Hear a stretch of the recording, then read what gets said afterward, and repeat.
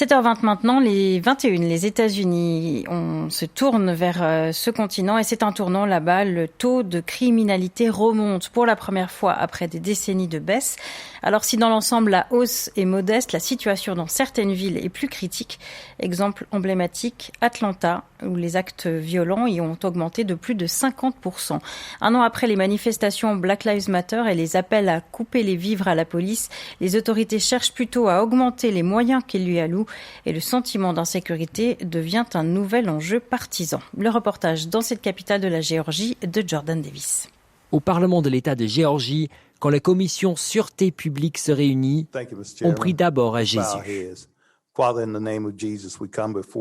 Dans l'État de Géorgie, c'est normal. Ce qui est rare en revanche, c'est une séance convoquée par la majorité républicaine en pleine pause estivale.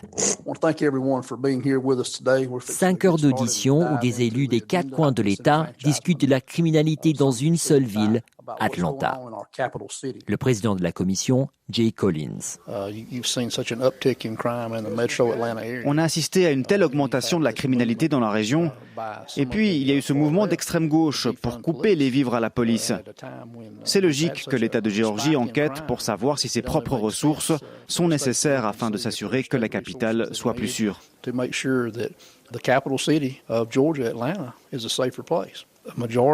Les médias ne montrent pas les agents sous une lumière favorable. Ils sont diabolisés.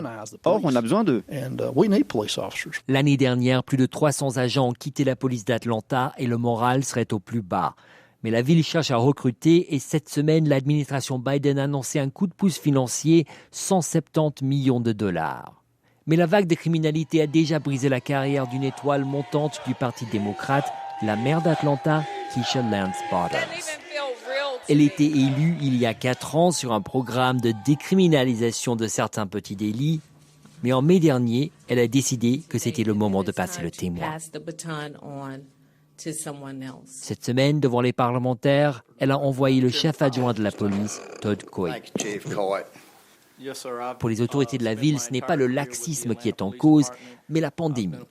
Tissu social fragilisé, tribunaux perturbés et surtout des armes à feu omniprésentes. Tout le monde a accès aux armes à feu.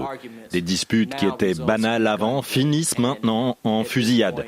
Et si on voit quelqu'un qui se promène armé, les lois de notre État interdisent à nos agents d'aborder la personne et de s'enquérir de la provenance de l'arme ou de la raison de la porter.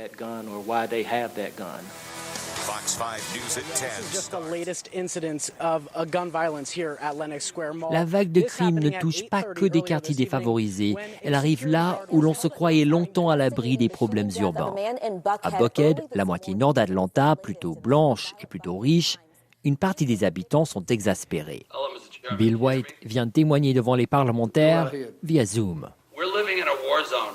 Buckhead est une zone de guerre. Bill White anime un mouvement pour que Buckhead fasse sécession et quitte la ville d'Atlanta.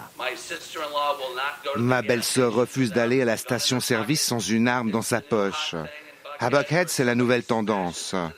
Quelqu'un fonce dans ta voiture, tu sors pour voir ce qui s'est passé, on te braque un pistolet et on te vole ta voiture. À quelques encablures du Capitole, dans un quartier historiquement noir, on fait la queue devant un restaurant vegan. Non, je ne me sens pas menacée quand je viens ici en ville. Ça n'a rien à voir avec la ville, c'est juste que les temps sont durs. Beaucoup de gens n'ont pas de travail, ils n'arrivent même pas à payer leur loyer. On fait des petits jeux politiques avec la question de la criminalité. Pourquoi pas aller dans ces villages ruraux où les pauvres blancs prennent beaucoup d'opioïdes? Pourquoi pas leur parler de la criminalité chez eux? Sous la coupole, de nouvelles séances sont prévues cet été pour parler de la criminalité et la grande métropole. Jordan Davis, RTS Info, Atlanta.